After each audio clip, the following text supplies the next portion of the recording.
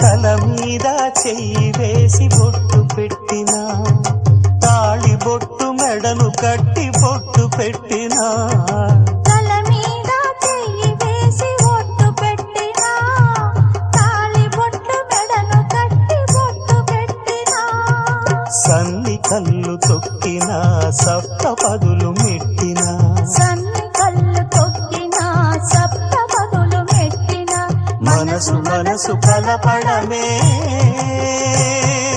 మంత్రం పరమార్థం. శ్రీరస్తు శుభమస్తు, శ్రీరస్తు శుభమస్తు. సీతా